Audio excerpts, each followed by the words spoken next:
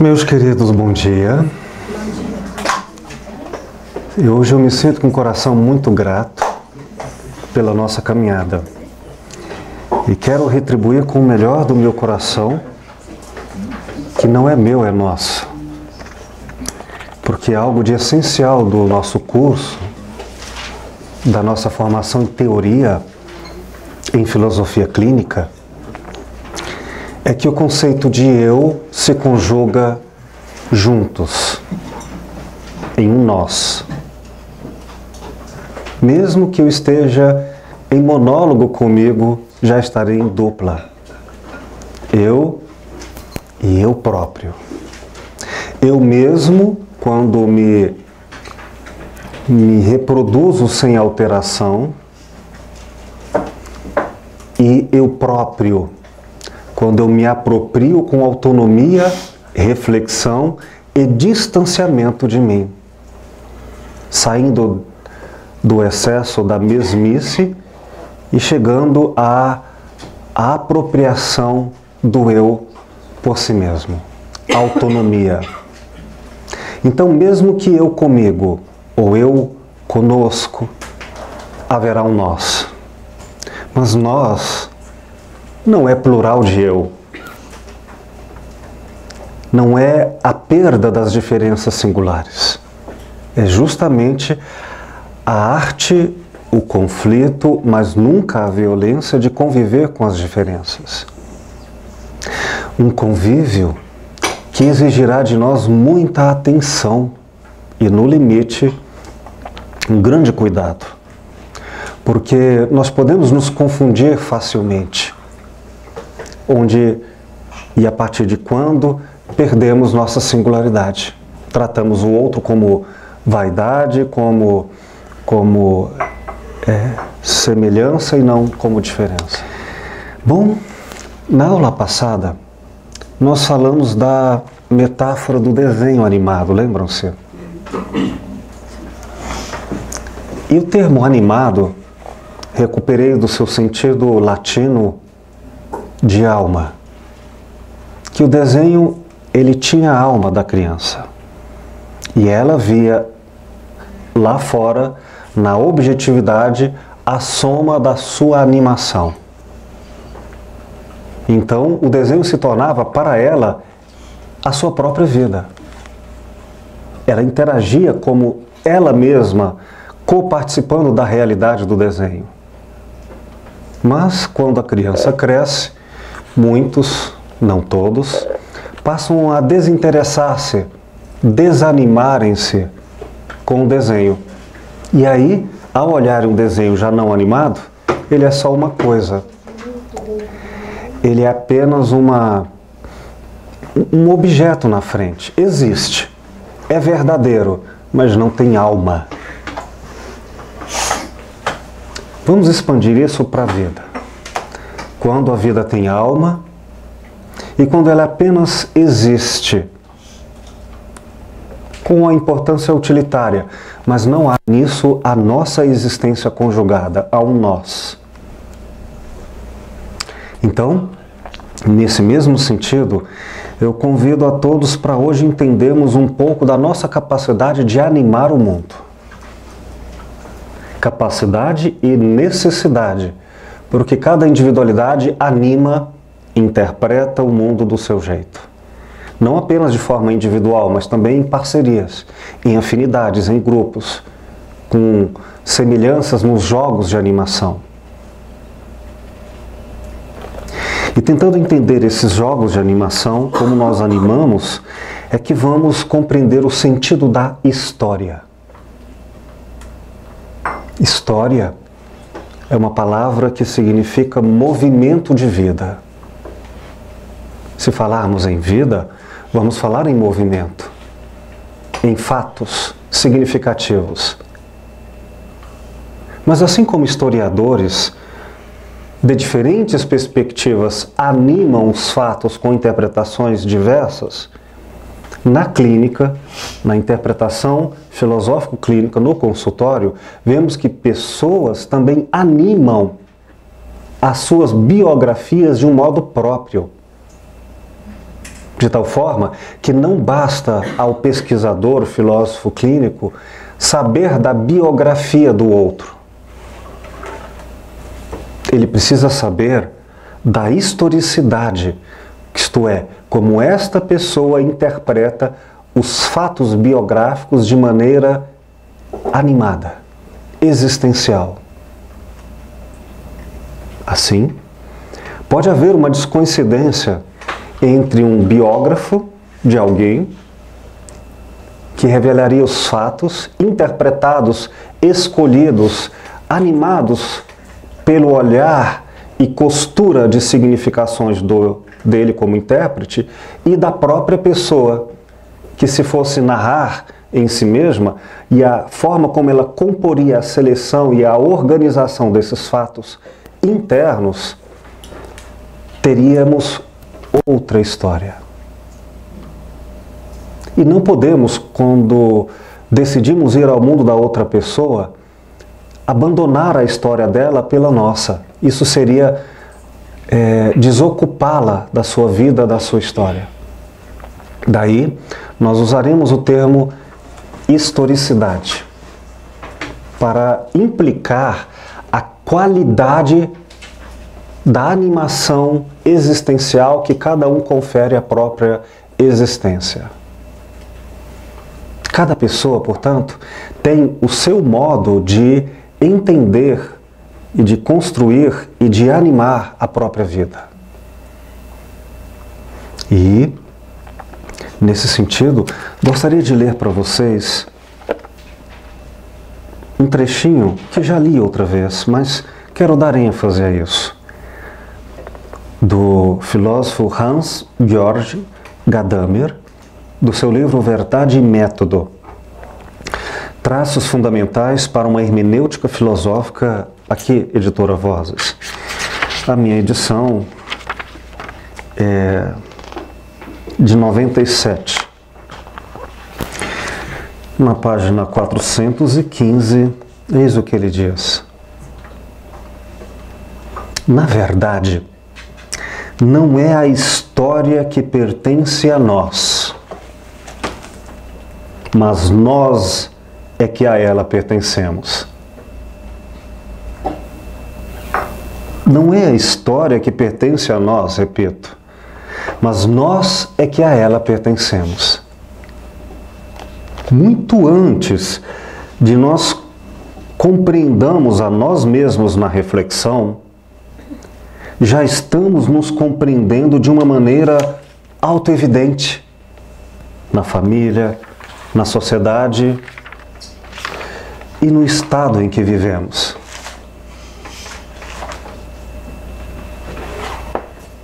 Diz ele mais adiante.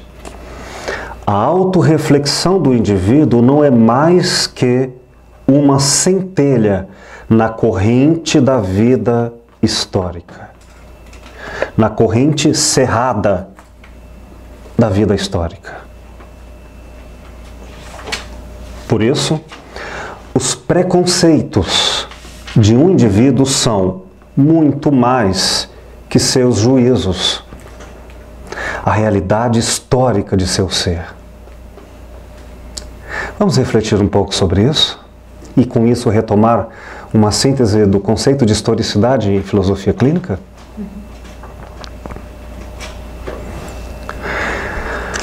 Gadamer usa um termo que eu gosto muito, corrente da vida histórica.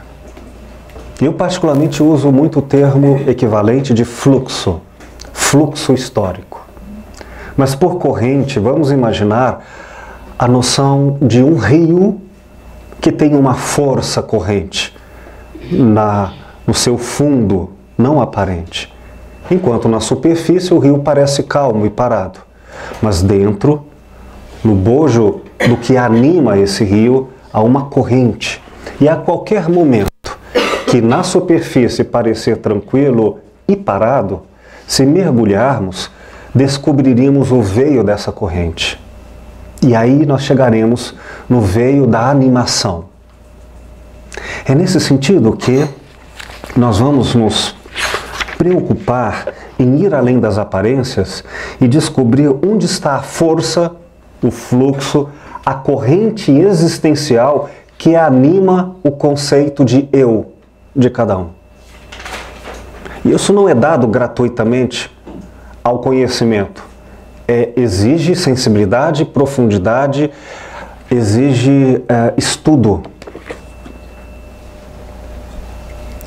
E não significa que eu próprio conheça as minhas correntes e os meus fluxos históricos. Porque eles são e merecem ser tratados como elementos de animação. Não virão pela desatenção, mas por eu dar alma a esse propósito. Bom, como nós então descobriríamos esta animação? Este veio. Vamos separar de tudo que existe, e coloco como existe na qualidade subjetiva de verdadeiro. Existe raiva em mim, existe fé em mim, existe um tanto de coisas que de verdade existem. Mas não basta ser verdadeiro para estar em um nível profundo que me qualifique e dizer, isto tem a força existencial desta pessoa. Portanto, não nos interessa a verdade como fato isolado, mas sim a verdade como sentido de animação fenomenológica. Aquilo que, até onde nós alcançamos ver, tem força existencial. Está claro?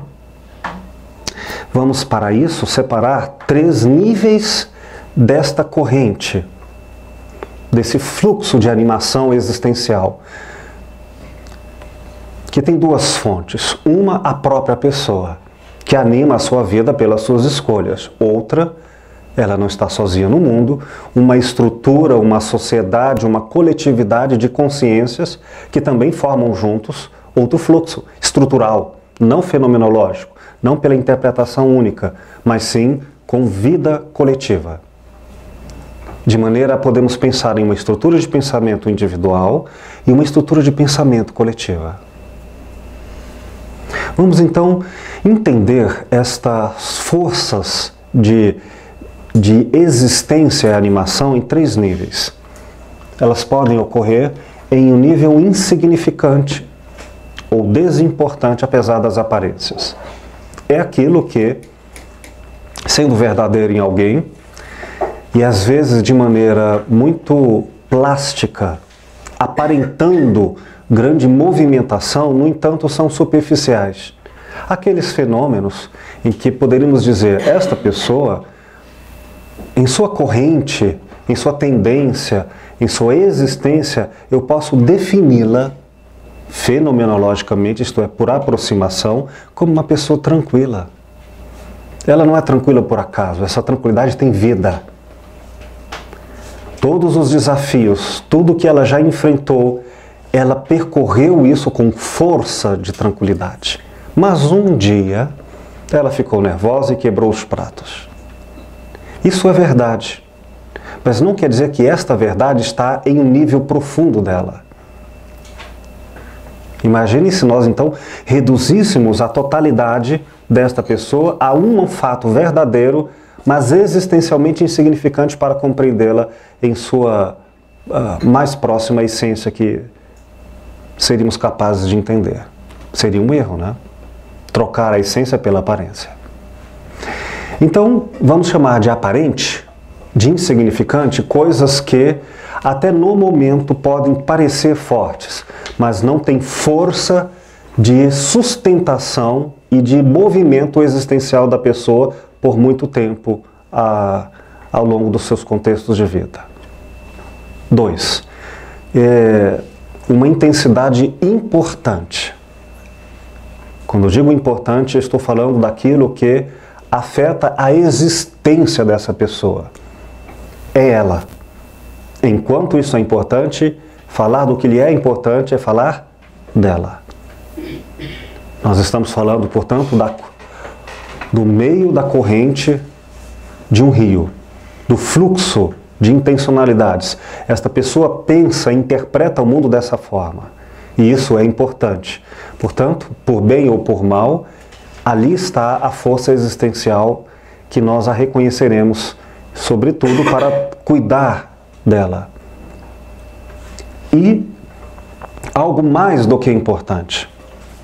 O importante é variável, é passível de negociações, de alterações, de um elemento importante para outro importante.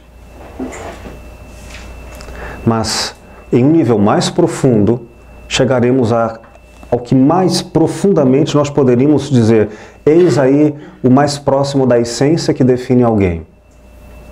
A sua determinação, o que lhe é determinante. É aquilo que, uma vez alimentado, nós temos a potência de vida da pessoa ali. Mas, se esses elementos forem abandonados e desnutridos existencialmente, nós encontraremos uma grande fragilidade ou desastres subjetivos na existência dela. Está claro? O que é determinante é inegociável. Então vamos atrás da descoberta desses elementos determinantes.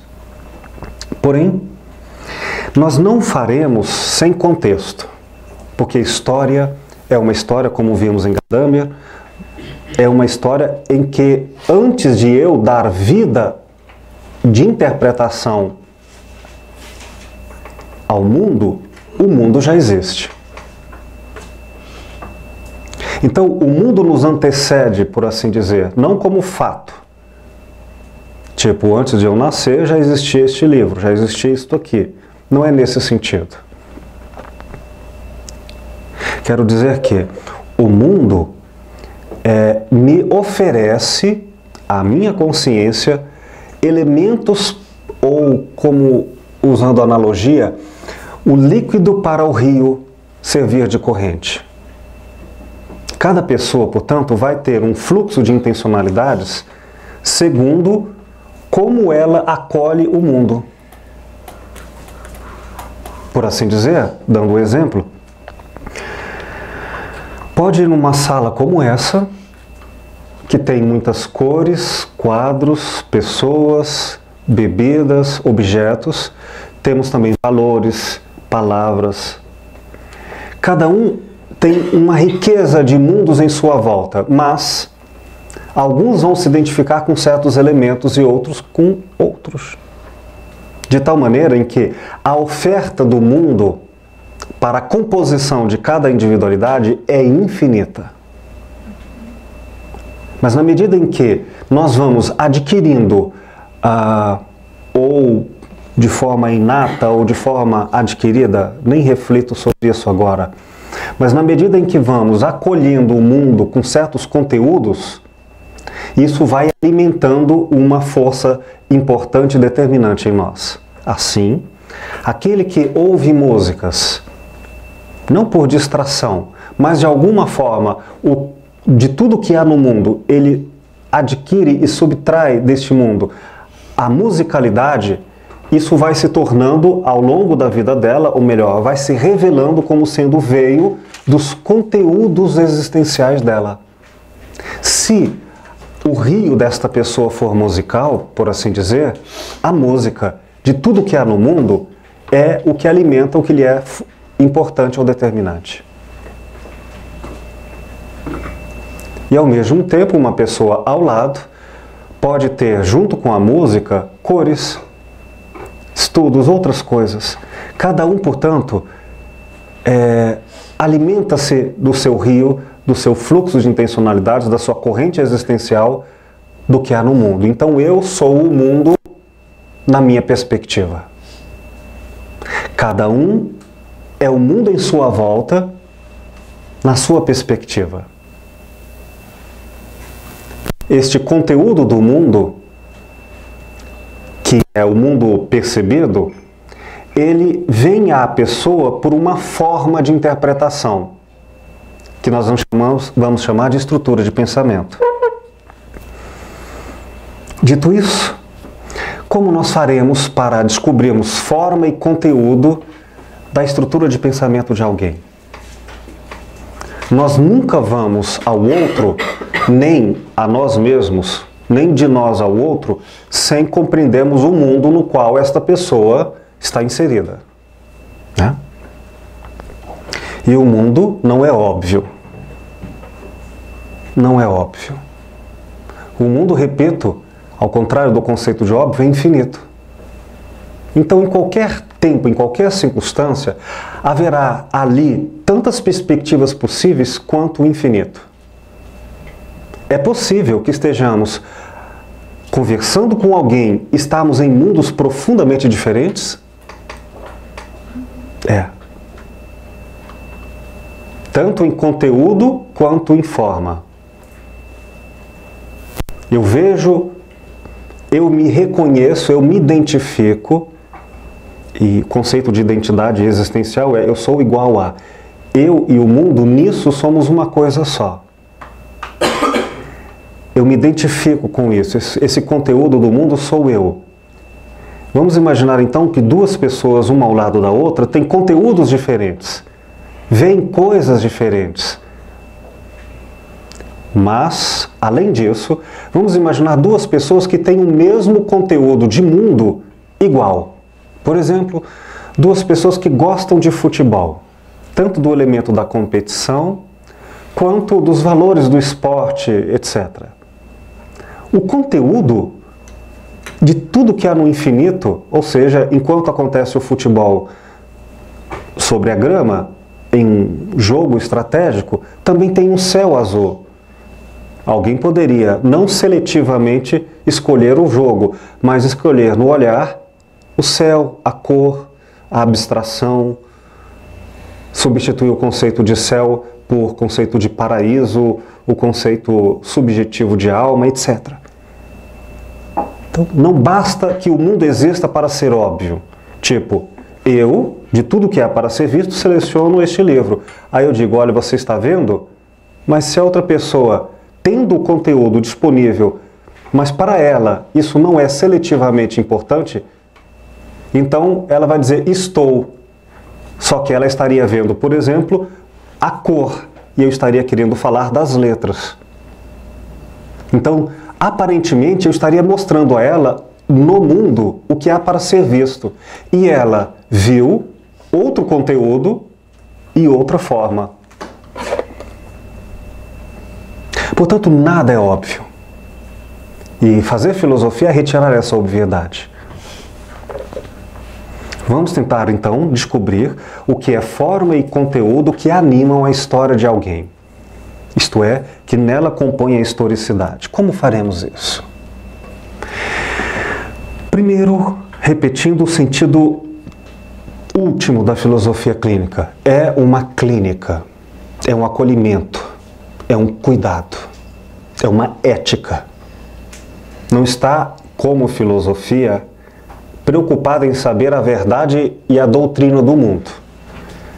Você pode ter suas concepções e eu ter outras. Nós não estamos disputando verdades objetivamente. Não. Estamos, enquanto filósofos clínicos, ocupados apenas em uma coisa, apenas que não é diminutivo, é uma seleção de grande sabedoria. Estamos ocupados apenas ao cuidado. Portanto, enquanto a filosofia ela é amiga da verdade, a filosofia clínica é amiga da verdade subjetiva. Ela é amiga da pessoa. Então, nós primeiramente acolheremos a pessoa com hospitalidade. Vamos tratá-la como hóspede. Como alguém que é estranho, mas bem-vindo. E enquanto estranho e bem-vindo, ser hospitaleiro não significa concordar com ela. Assim como nós vamos ao mundo dela na medida em que ela eticamente nos convida, sem invadi-la, sem transgredi-la, também nós vamos recebê-la com hospitalidade no nosso mundo, ou seja, não vamos nos trair, nos agredir com a chegada dela. Então, primeiro fato é, pode acontecer que quando um filósofo clínico atenda uma pessoa, haja uma boa relação de afinidade entre ambos. Como se ambos permitissem a entrada no mundo existencial do outro. Como quem diz, vem nadar no meu rio. E aí tem correntezas, tem regras, você até certo ponto pode ir, enfim. Mas pode acontecer que esta clínica não aconteça por não haver uma boa qualidade de intercessão. Nesse sentido, se vocês pegarem aqui o livro A Escuta e o Silêncio, para tomarmos agora o que faremos a partir desta aula, um percorrer sistemático e didático da obra, estudando o caso de Laura. Na página 56, e aqui eu me refiro à edição de 2017, a qualidade das intercessões, páginas 56 e 57.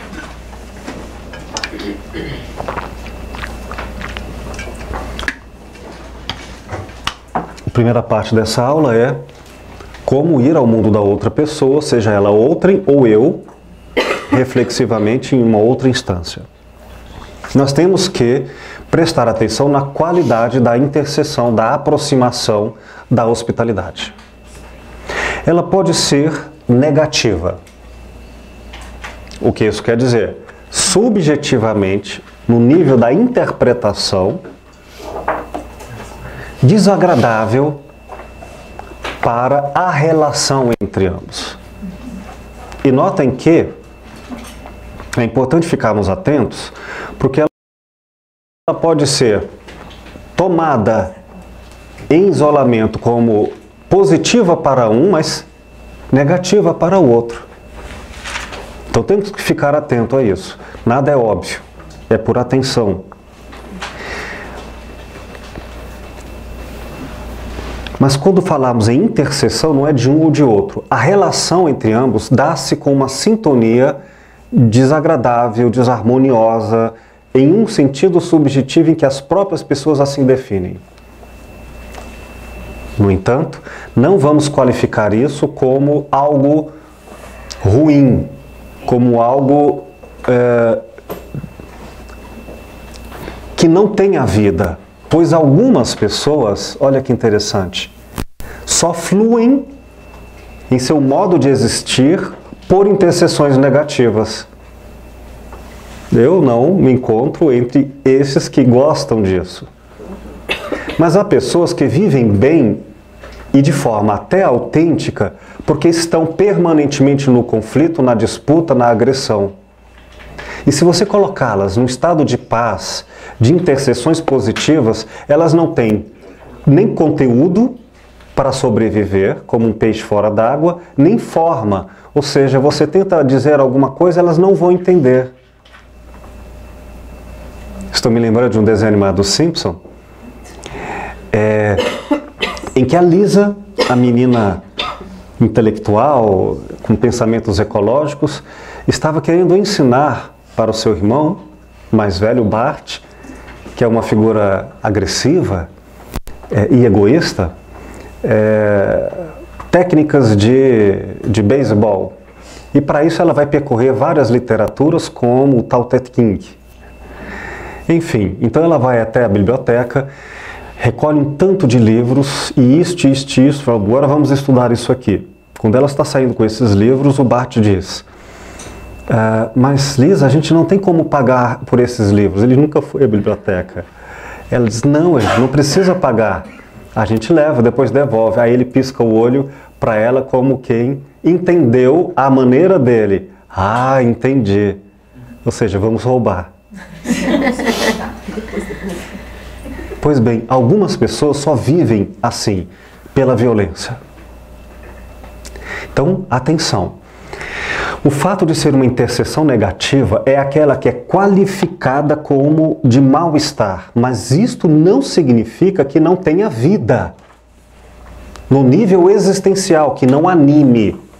Pois algumas pessoas, repito, se animam pela disputa e pelo mal-estar. E não só o partilhante da clínica, mas o filósofo clínico. Alguns gostam da disputa, da demanda.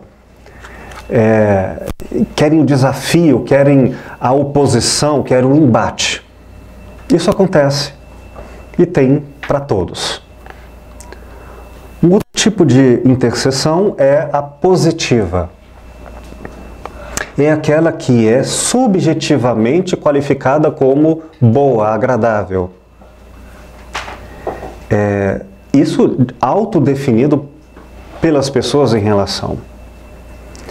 E é claro que a mesma consideração que fiz para a negativa, faço para a positiva. Isso pode ser um estado de amizade, de bem-estar, isso ser adequado, mas ou inadequado. E não se trata de uma relação permanente e fixa, não seria histórica. Às vezes a relação se dá de forma positiva, às vezes de forma negativa na clínica. Né? O ideal é basicamente, ao invés de predeterminar um estado de congelamento, falarmos em um estado de atenção. Portanto, algum dia você chega em casa do trabalho e diz, olha, eu estou numa intercessão negativa, não vem. E outro dia você fala, agora estou numa intercessão positiva, agora eu aqui não estou. Ela não passa a ser então indefinida? Muito bem, que bom, querido. Nós vemos aqui claramente o positivo e o negativo. Mas agora, existe uma outra intercessão que vamos chamá-la de, como o querido Bosco nos lembrou, indefinida ou oscilante. Neste caso, é clara a ideia de que é positiva, mas se altera ou com frequência ou com surpresa entre o positivo e o negativo. Então você não sabe se aquele momento a pessoa está boa ou está má, em boa ou má intercessão. Ela fica oscilando, ora um, ora outro, mas fica claro entre ambos. E não só oscilando, como também de forma clara, é importante observar clareza, porém, em circunstâncias diferentes. Eis o que acontece com a Laura, para já começarmos a materializar algumas questões. Na intercessão positiva, a Laura tinha um grande amor e vínculo com os seus cachorros e com a sua avó. Quando eu me refiro a cachorros, eu estou falando em estado de consciência. Há um diálogo, há uma aproximação próximo aos cachorros e próximo à sua avó, a avó paterna, ela se sentia muito bem, ela e a avó. Então a relação entre ambos fluíam com muito conforto. Já pela intercessão negativa, com os pais, muito ruim. Muitos conflitos, sobretudo porque tinham opiniões religiosas diferentes. Os pais muito conservadores, e ela, uma adolescente ou uma jovem que queria curtir uma vida com menos proibições e mais erotismo. Entre as relações com os pais, muito conflituosas, com a mãe havia, em particular, uma desavença. Falando da intercessão indefinida, olha que interessante. Ela sentia uma oscilação de bem-estar e de mal-estar com a mãe. Como isso se dava? Quando a mãe estava presente fisicamente, ela sentia mal-estar. Na presença da mãe. Discussão, ou mesmo não havendo discussão, havia mal-estar ali. E, no entanto, quando ela ficava longe da mãe, havia uma boa intercessão. Por telefone, à distância. Há pessoas que têm uma boa relação, só que à distância, não perto. Nesse sentido, ela tinha boas saudades da mãe e uma péssima intercessão no momento. Então ficava oscilando, por exemplo, entre um momento e outro momento. Uma oscilação que, no caso dela, se dava espacialmente. Está claro? Mas é importante entender a intercessão indefinida ou oscilante como clara. Clara. Ou seja, eu sei que está bom, sei que está ruim, mas não sei até que ponto, até quando isso vai mudar. Vamos ver, por exemplo, quando uma pessoa fica bem no trabalho e péssima em casa, e fica de forma padrão, ou predominantemente assim, então fica oscilando, mas é muito claro, os dois ambientes. E a interseção confusa. A confusa, como o termo diz, você não sabe se é bom ou ruim. Você não tem como definir subjetivamente. E aqui eu dou o exemplo que ela tinha uma interseção com uma pessoa que era muito cara, muito especial para ela, um amigo, que eu chamei de Robert. Ao mesmo tempo, ela olhava para ele e dizia, esse é um homem para se ser namorado. E ao mesmo tempo ela dizia, não, ele deve ser seu amigo. Não estava claro dentro dela, não é que ora era uma coisa, ora outra. Não era claro, ficava sempre confuso. Quer ver outra coisa interessante? Eu ouvi certa vez de um amigo, muitos anos atrás, quando ele olhou para uma garota e disse, eu não sei se ela é bonita ou se é feia. É curiosa essa expressão. Ele tinha certeza que não era nem bonita nem feia, mas que era bonita e feia ao mesmo tempo. Ele não tinha o conceito definido, era confuso. Bom, então, um primeiro passo para irmos à animação e à história de vida da outra pessoa é ficarmos atentos às interseções. Elas podem mudar. E também podem ser mapeadas. O que favorece a interseção positiva, o que favorece a interseção negativa. E esses elementos, não sendo óbvios, uma vez estudados, podem ser mapeados e trabalhados. Como no filme Casa dos Espíritos, em que uma criança, que é vidente, recebe muita gente que lhe procura em busca de orientações e aparece uma senhora dizendo que ela queria muito a aproximação de um homem, que ela queria namorar-se com ele. Mas esse homem nunca se aproximava e ela dizia, o que eu faço? E a resposta da menina foi incrível. Tira o seu perfume, ele não aguenta esse perfume. Ele gosta de você, mas toda vez que chega, ele se afasta. Olha, uma coisa, e ela passava muito perfume justamente para agradá-lo. Um detalhe que faz a diferença entre uma interseção negativa e uma positiva. Outra coisa pode ser um assunto. Eu não discuto esse assunto porque vai se tornar negativo. Então, mapeio a nossa relação. É tão possível fazer relacionamentos com outros caracteres e não com esse, de maneira a eu administrar, enquanto esses elementos são conhecíveis e mapeados.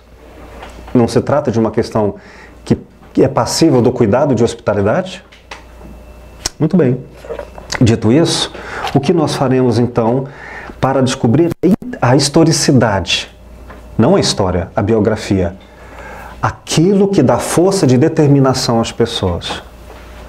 Nós vamos atrás dos fluxos importantes e determinantes da estrutura de pensamento. Como cada um interpreta o mundo. Nesse sentido, não vamos ficar reduzidos a um tópico, a um lugar, a um ponto de vista. Porque não somos fotografias. Somos seres complexos. Então, nós vamos chamar de autogenia, um termo por enquanto, utilizado, depois será melhor esclarecido, como a relação, o entendimento estrutural das inter-relações dinâmicas entre os tópicos. Nós temos todos os nossos estados de percepção vivos, todos. Eu estou respirando, eu estou enxergando, eu estou sentindo emoções, eu tenho raciocínio, tudo ao mesmo tempo. Mas, o que, em termos de conteúdo no mundo em sua volta, e qual a forma interpretativa que vai melhor e de forma mais importante me esclarecer quem é você? Não agora, mas como um fluxo corrente que há muito tempo tende a ser, por isso, característico dessa pessoa. Como um músico que, de uma forma ou outra, adquiriu a musicalidade como modo de existência. Então, eu sei disso porque este elemento ele tem vida, e se tem vida, ele tem movimento. A metáfora que eu disse antes, e repito, é: imaginemos uma pessoa que está com um carro a 150 por hora. Não pertence a ela, como fotografia, parar ou seguir adiante. Ela já está em movimento, ou seja, tem uma força muito grande de intencionalidades. Nesse sentido, há uma força de conteúdos, uma força de forma de interpretação. Bom, então nós vamos atrás dessa força. Como nós faremos? Pediríamos à pessoa para nos contar a sua história. Mas eu não estou atrás da biografia. Eu estou atrás da perspectivação dela. Como ela vai interpretar os conteúdos do mundo, seletivamente, e interpretar esses conteúdos. É interessante porque eu posso aprender os elementos da intencionalidade, da estrutura de pensamento importantes, mesmo sem a biografia. Por exemplo, ela me conta uma história sem nenhum fato biográfico, nenhum. Ela me conta a história de um livro que leu. Não tem nada de biográfico ali. Mas é curioso a maneira como ela vai selecionar o conteúdo do que há no livro. Seleciona umas partes e não outras, privilegia umas e não outras. Nem sequer enxerga elementos que estão no livro, porque ela não tem forma interpretativa para ver. Então, sobre qualquer assunto, até sobre contar uma piada, até se eu mentir o tempo todo, eu mentirei, selecionando um assunto, selecionando uma forma de interpretação. Então eu colherei a historicidade em qualquer narrativa. Por isso eu faço isso em sonhos, em devaneios, em mentiras de má fé, ou em fantasias de boa fé. Eu colherei a historicidade na biografia e em tudo que ela narrar, não só oralmente, como não verbalmente. A maneira como ela gesticula, veste, enfim. Está claro? Desculpa, pessoal, mas mais uma vez aqui. Quando a gente estabelece a qualidade, que eu falo filósofo clínico, alguém na historicidade do Quartz, ele consegue visualizar a interseção negativa, a positiva, e por sua vez também pode ocorrer a indefinida, a oscilante, correto? Certo. Quando ela é confusa, em tese que estou colocando, o filósofo não conseguiu ainda captar qual é a qualidade da interseção. Ele não pode continuar o trabalho assim, sem aprofundar na confusa para saber, para desnudar a confusa. É como se eu queria falar o seguinte: quando você estabelece que ela é ruim, positiva, negativa ou indefinida, está definida. Ok. Diagnosticada. Perfeito. Quando é confusa, o nível está abaixo. Entendi. É isso? Aí eu tenho que aprofundar mais na confusa para poder desnudar. Não, querido, o confuso é tão legítimo quanto definido. Tão legítimo. Mas você consegue prosseguir no caminho Claro. com a confusa? Claro. Sem desnudá-la? Sim, porque nós não estamos falando de conhecimento, estamos falando de nível de relação de bem-estar. Nesse sentido, por exemplo, algumas pessoas se relacionam bem porque é confuso. É assim, olha, é interessante viver com você porque eu nunca sei como você é, como é que vai ser hoje, e isso é diferente da rotina, por isso eu gosto. É estranho isso, né? Não, mas às vezes ela vai ao encontro do filósofo clínico porque ela é confusa, quer tirar isso. Tá, aí nós...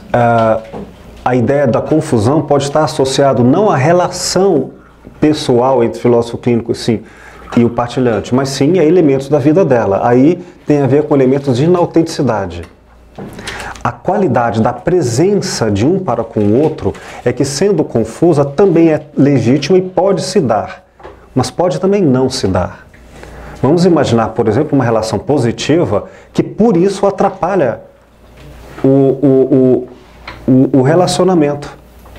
Ela é positiva porque há um forte erotismo recíproco Então a intercessão, resumindo, não tem hierarquização? Não tem, nem gradação. não. É só uma qualificação para mapearmos as possibilidades que melhor a clínica pode se dar. Talvez ele esteja fazendo essa relação com respeito à questão de qualidade. Qualidade aí não é adjetivo. Não é qualidade. A qualidade aqui, como todos os elementos, não são... A qualidade aí não é bom ou ruim. A qualidade aqui é tem apenas... autenticidade em cada um. Isso, tem autenticidade e inautenticidade. Aí nós vamos ver o que dá força de vida aos encontros. Terminando essa primeira parte, que vamos logo ao primeiro intervalo, eu recebo a pessoa numa primeira consulta e, neste primeiro momento, eu acolho a pessoa com todas as informações necessárias para eu me situar diante da problemática e do universo em que essa pessoa existe. Com que ela trabalha, o que ela faz. Eu preciso saber se ela toma medicações, sobretudo de natureza psiquiátrica, que podem alterar, por efeitos farmoquímicos, as nossas relações, por efeito dessas medicações que exigem talvez um trabalho de parceria com um psiquiatra, enfim, com a medicação. Às vezes uma pessoa, por exemplo, toma uma medicação que lhe dá muito sono. E nesse sentido, ela começa a dormir na clínica e fala, poxa, ela está enfadada da clínica? Não, é efeito da medicação. Então eu preciso contextualizar isso. Ou se a pessoa, por exemplo, trabalha a noite inteira e de dia está com sono, eu preciso entender essas dinâmicas para eu saber se eu me relaciono e crio uma clínica de manhã ou à tarde. Então eu fico atento a essas primeiras informações. E eu acolho todas essas informações com um questionário. Depois, eu peço a ela para me contar a sua história sem direcionar quais são os conteúdos dessa história, senão eu estarei falando dos meus conteúdos nela projetados. Não vou dizer assim, me conta a sua história com seus filhos, me conta a sua história no seu trabalho. Não vou, em princípio, dizer isso. Vou dizer, olha, me dê uma visão panorâmica das suas primeiras lembranças até hoje. E nessa visão panorâmica, que tem, imagina, uma grande seletividade, não dá para resumir uma vida, às vezes, de 30 anos, aí, mas é feito um resumo com, seletivamente, ela já começa a apresentar elementos que ela escolhe como seletivos, ou naquele momento, simplesmente foram aleatórios. Bom, num segundo momento da clínica, nós começaremos os dados divisórios, as pesquisas que nós vamos diminuir cada vez mais os tempos de narrativa. Ao invés de ela contar 30 anos da sua vida, eu pediria para ela contar apenas 5 anos. Ora, 5 anos em 1 hora de narrativa, ela vai ter mais informações para se demorar. Então eu colherei mais elementos para pesquisar forma e conteúdo. E assim eu vou fazendo, ainda de uma maneira a garantir o fluxo de interpretação livre e espontâneo dela, para não comprometer o meu olhar do olhar dela. Eu preciso ter o veio das forças vitais dela e não meus. Nesse sentido, três ingredientes dessa anamnese própria da filosofia clínica precisam ser rigorosamente cuidados. 1. Eu tenho que prestar atenção nos dados literais da sua narrativa. Literais, porque eu não sei ainda que associações ela faz com esses termos. Vamos dizer que a pessoa, por exemplo, fale assim, o meu cachorrinho, e a palavra cachorrinho esteja associado, termo, a uma significação emotiva. Aí eu uso um sinônimo, seu cachorro pequeno. Cachorro pequeno, para ela, pode não criar a vinculação de associação entre termo e significado. Ela entendeu, mas não tem qualidade vital, não tem intencionalidade. Então todas as respirações, todos os elementos ali devem ser registrados o mais próximo possível dos dados literais, que são aqueles provenientes de uma pesquisa que faremos para localizar o jeito dela. E aqui eu me refiro tanto à fala, à escrita, à gestualidade, a tudo que é o jeito dela. Né? Eu, certa vez, num consultório, tinha um puff, além de 2 puffs e uma poltrona e uma cadeira junto à mesa. E eu recebi um senhor muito elegantemente bem vestido, desses que a gente para e fala, nossa, como está bem vestido. Quer dizer, não só vestido, como se comportando de forma elegante. E ele chegou, me cumprimentou, nós conversamos. Quando ele viu o puff, apesar de ele ser um homem alto, nem precisar correr muito, deu um passo, mas ele pulou no puff.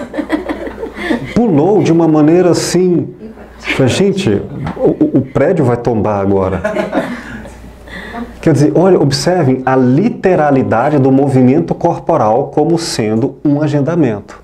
Depois eu vou entender que há muitos anos ele tinha, olha aí, um elemento da historicidade que tinha fluxo, uma corrente viva.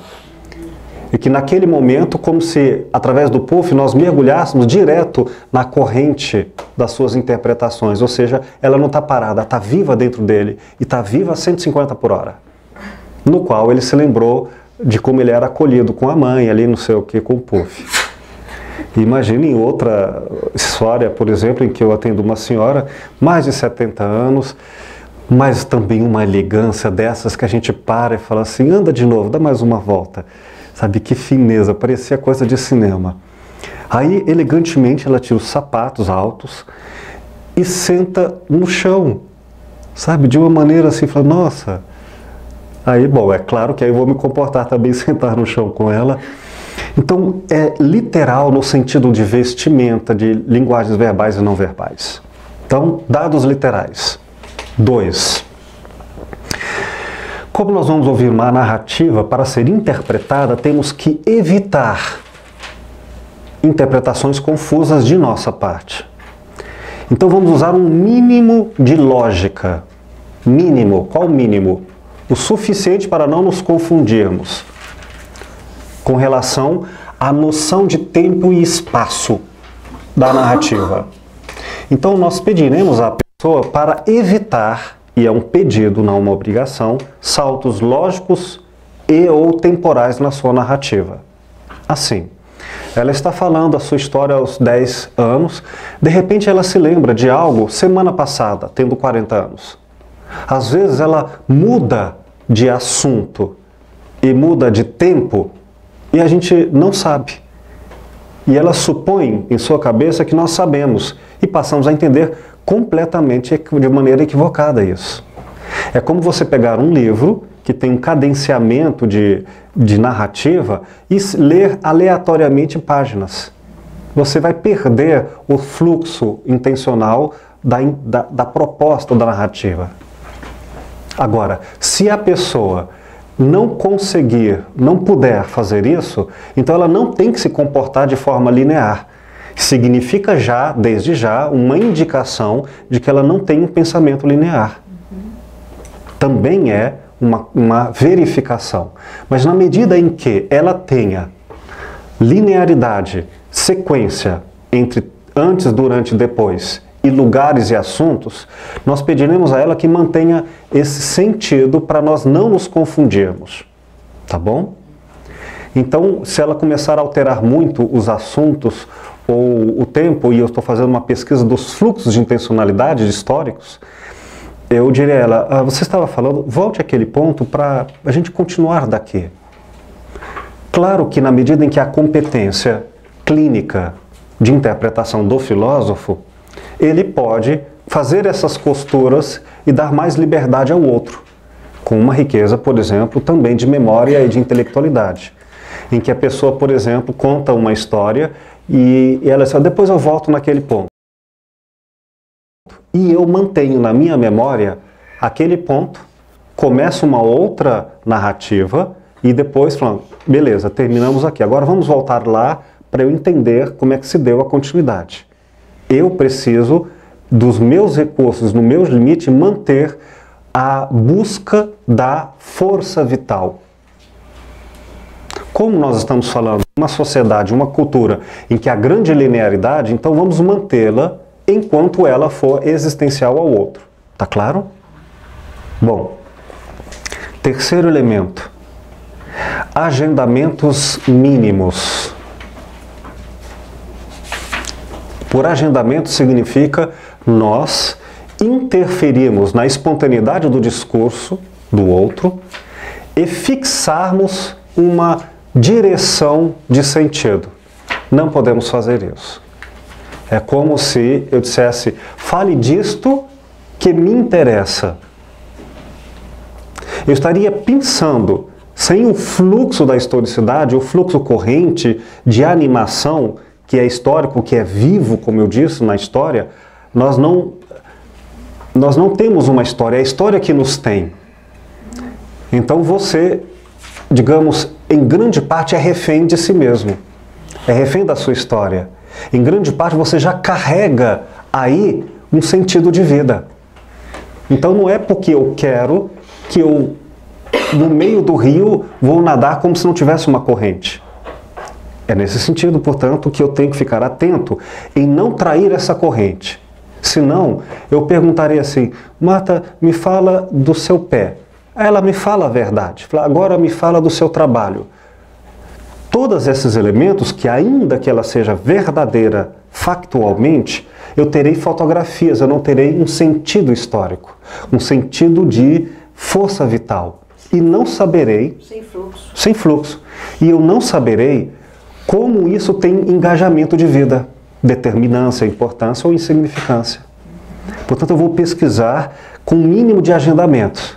Lembrando que os agendamentos podem ser tão intelectivamente intencionados, do tipo, eu quero que você interrompa a sua fala e trate de minhas questões. Mas pode ser, por exemplo, um riso, pode ser um choro, um olhar, desatenção, pode ser coisas assim, que interferem na outra pessoa. Quer ajudar. Quer ajudar, né? Bom, queridos, depois de fazermos os dados divisórios, quando nós vamos parar de fazer divisões? Quando nós chegarmos a um ponto em que teremos tautologia no discurso. Ou seja, a pessoa começará a repetir as mesmas informações. De maneira em que eu terei subjetivamente um limite. Ela, como que, já não tem mais o que dizer ou enriquecer de informações a sua história. Essa tautologia não é necessariamente uma tautologia de conteúdo, mas necessariamente uma tautologia de forma. Ou seja, ela pode me contar vários conteúdos, como quem gosta de comer. E aí fala, mas eu comi macarrão, depois eu comi pizza, depois eu comi isto. Ela só vai variar os conteúdos, mas a forma permanece já a mesma. Ou seja, é uma pessoa que, para ela é importante a sensoriedade, a forma sensorial de interpretar o mundo. Então, chegando nesse nível da tautologia, eu já chego até onde eu percebo, ela já não pode mais me enriquecer de informações. É neste ponto que eu já posso, com garantia, fazer agendamentos, enraizamentos, melhor dizendo. Agora, eu posso fazer perguntas bem específicas. Quando você falou que tinha uma briga com a sua irmã e disse aquilo, o que você quis dizer com aquilo? Agora sim, porque ela já acabou de dizer, não tem mais nada, não está mais em movimento. Agora eu posso fazer uma pinçada, porque não vou interromper nenhum fluxo. Entenderam? Dúvidas? Feitas essas pesquisas de uma forma ampla, é que nós hoje, agora, poderíamos começar a aula de hoje. Faremos um intervalo e iremos, a partir do caso Laura, estudar os tópicos da estrutura de pensamento. Tá bom? Um intervalozinho.